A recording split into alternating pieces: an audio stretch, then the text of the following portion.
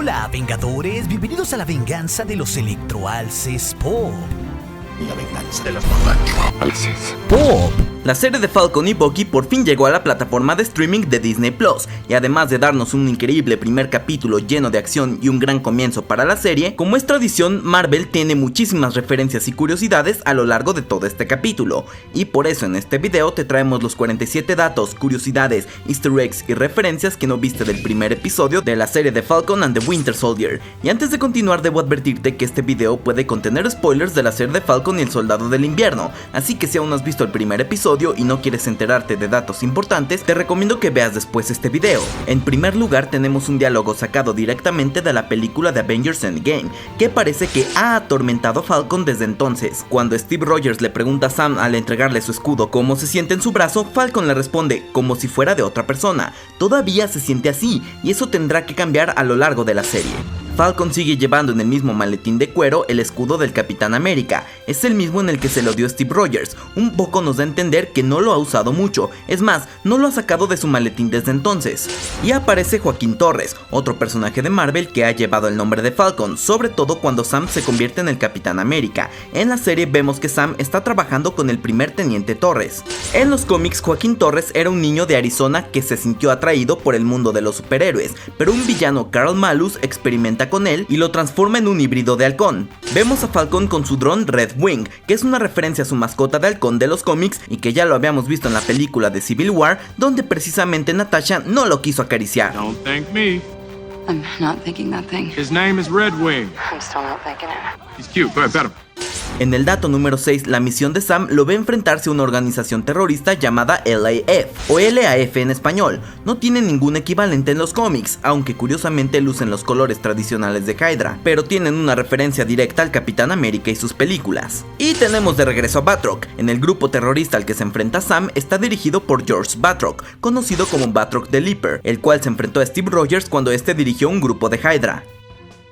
Lo vemos con una elección de colores muy peculiar, porque se parece a los que usa normalmente en los cómics. Y vemos en esta primera escena de acción cómo Sam utiliza sus alas como un escudo, y esto se parece mucho a cómo el capitán se cubría de todos los ataques enemigos, nada más que en vez de mostrarlo con un arma de ataque, lo que porta es un escudo. Y en el dato número 10 regresamos a la exhibición del Smithsoniano que estaba dedicado al Capitán América, que es el mismo que Steve Rogers visitó en una de sus películas. Tiene muchos objetos icónicos como un monumento a los Howling Commandos, así como una réplica de su disfraz del Capitán América. Por muy poco tiempo es que esta exhibición se queda con el escudo del Capitán América antes de que el gobierno de los Estados Unidos lo tome para dárselo al próximo capitán. Aquí vemos una fotografía de Steve Rogers entrenando en Camp Hammond, esto antes de convertirse en un super soldado, y otra del proyecto Renacimiento. Otras fotografías más de Steve Rogers y Bucky que en realidad están tomadas del Capitán América, el primer Vengador, y sinceramente varias de ellas me hacen preguntarme ¿quién tomó esa foto? No es como que cualquiera tuviera una cámara en esos tiempos. También hay obras de arte promocionales asociadas con la campaña de relaciones públicas del Capitán América antes de que se volviera activo en el frente de la Segunda Guerra Mundial, incluida la famosa portada del cómic de su puñetazo a Adolf Hitler. Con el dato número 15 nos muestran 3 titulares de periódicos clave, uno relacionado con un hombre misterioso que salva a un niño de los nazis en Nueva York, otro celebrando 400 prisioneros liberados, claramente sobre el momento en el que el Capitán América se trasladó tras las líneas enemigas para rescatar a Bucky, y otros soldados de la experimentación de Hydra, y uno tercero relatando la campaña contra Hydra con el titular Bombarderos estadounidenses atacaron las fábricas de Hydra, todo esto relacionado a la primera película del Capitán América. Y también tienen la moto del Capitán América de la Segunda Guerra Mundial, la cual también la vimos en la primera cinta de este héroe. Y aquí hay una lista de los desaparecidos y una discusión sobre el blip, lo que significa que la exhibición se ha actualizado constantemente para representar el heroísmo del Capitán América tan recientemente con los eventos de Avengers Endgame, lo cual hace que nos preguntemos en qué momento el Capitán dejó de ser un fugitivo y oficialmente lo declararon un héroe de nuevo. La plática de Rhodey y Sam sobre el legado y el escudo del Capitán América es curiosa, porque ambos lucharon al lado de sus amigos como Falcon y War Machine, y ahora en esta nueva etapa, ya que Tony Stark y Steve Rogers no están, ellos podrían continuar con este legado, algo que se espera también de Rhodey en Armor Wars. Uno de los pósters que vemos es Steve Rogers con la frase I want you o yo te quiero a ti. En esta escena que lo vemos apuntando en un plano se ve como si apuntara a Sam y claramente esa era la intención, porque recordemos que Rogers le dejó su escudo a él. Para el dato número 20 está la llegada de los Flag Smashers al universo cinematográfico de Marvel. Se trata de un grupo terrorista que cree que el mundo era mejor durante el blip. Sueñan con crear un mundo sin fronteras y son inspirados en los cómics de un villano en específico. La base secreta de la luna del Capitán América es sin duda un chiste divertido, ¿o será que fue una referencia?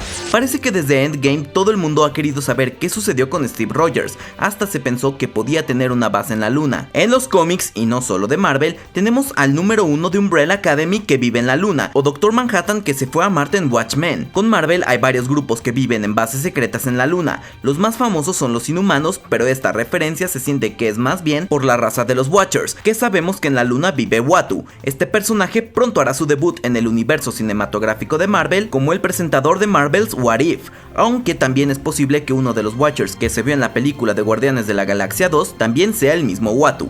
Y bueno, aquí cabe resaltar la edad de Bucky, 106 años. La chica se rió, pero es increíble cómo esta edad atormenta al pobre Bucky.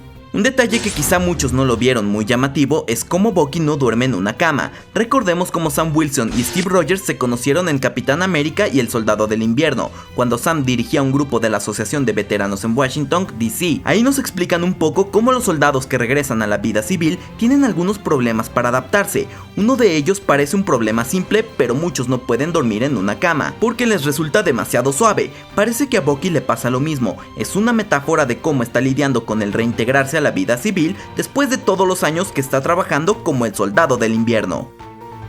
Cuando Sam llega con su familia, lo llaman Tío Sam. Es una pequeña referencia divertida al Tío Sam como parte del símbolo de los Estados Unidos. Con el dato número 25, su familia está en Luisiana, y es algo curioso porque el actor Anthony Mackie es de ahí. En contraste, en los cómics nació y se crió en Harlem, Nueva York. La hermana de Sam, Sarah Wilson, también conocida como Sarah Casper, fue introducida en Capitán América número 134 en 1971 y creada por Stan Lee y Jane Colan. El barco que mantiene a la hermana de Sam se llama Paul and Darlene, el nombre de sus padres, y esos eran de hecho los nombres de los padres en las páginas de Marvel Comics. Y Bucky nos lo presentan como la versión oscura del Capitán América, porque es otro soldado que viene de otra época, pero a diferencia de Steve Rogers le tocó pasar por una vida mucho más oscura cuando fue usado por Hydra como un asesino. Ahora lo vemos inadaptado y con ideas de que está chapando a la antigua, una interesante comparación.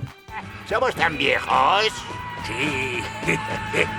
Otro detalle interesante de Bucky es su lista. Bucky lleva un cuaderno tal como lo hizo el Capitán América antes, pero donde este libro de Steve Rogers estaba lleno de los nombres de las películas que necesitaba ver o diferentes cosas que se perdió durante todos estos años. El de Bucky es una lista de errores que debe de corregir para buscar la redención. En el dato número 30, algunos de los nombres enumerados del libro son exfiguras de Hydra a las que ayudó durante su tiempo como Soldado del Invierno. Otros son inocentes cuyos familiares fueron asesinados porque estaban en el lugar equivocado en el momento equivocado.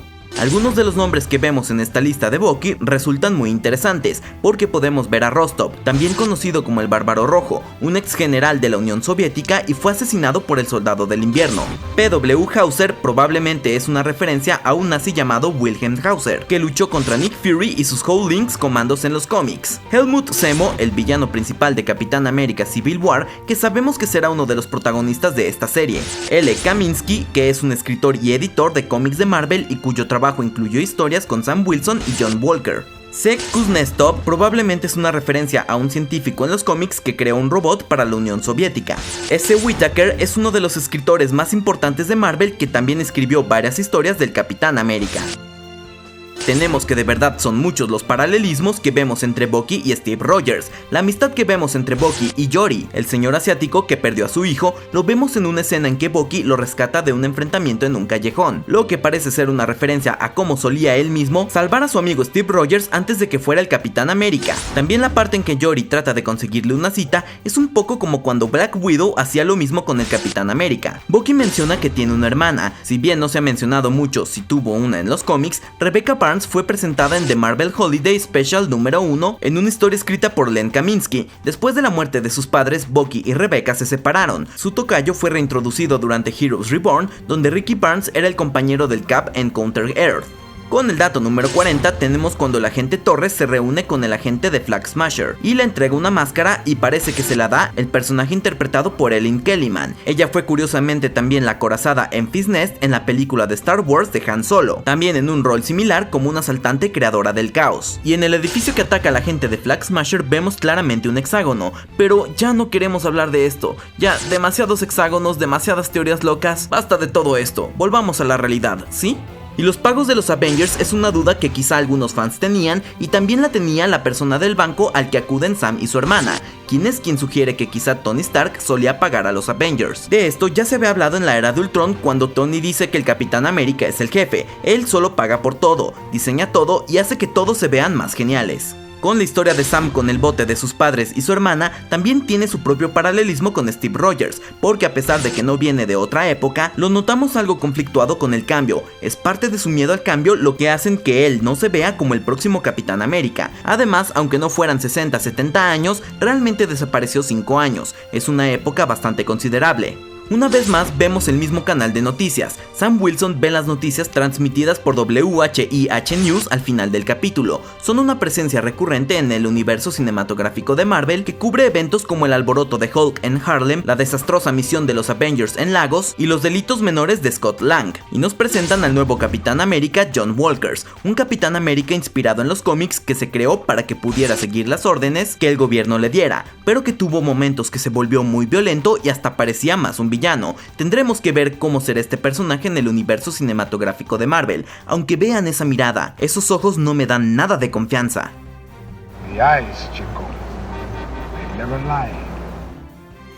Y no tuvimos escenas postcrédito, pero los mismos créditos parecen tener un dato escondido. Uno de los momentos más interesantes es una referencia al Power Broker, un científico villano de los cómics que crea supersoldados. Tiene vínculos tanto con Joaquín Torres como el agente de los Estados Unidos y desde hace mucho tiempo se rumorea que aparecería en este programa. Los créditos parecen confirmarlo. Por último, también tenemos un guiño en los créditos a otro Capitán América que ha tenido los cómics, y se trata de Isaiah Bradley. Se trata de otro sujeto con el que el gobierno experimentó para crear el suero del supersoldado. Y bueno, estos fueron 47 datos, curiosidades, easter eggs y referencias que no viste del primer episodio de la serie de Falcon and the Winter Soldier. De igual manera, si te interesa conocer el todo explicado de este primer episodio, te lo dejaremos aquí en las pantallas finales junto con otros videos. Y como siempre, acabas de ver la venganza de los electroalces pop, lo que te hace a ti un vengador. So say we all.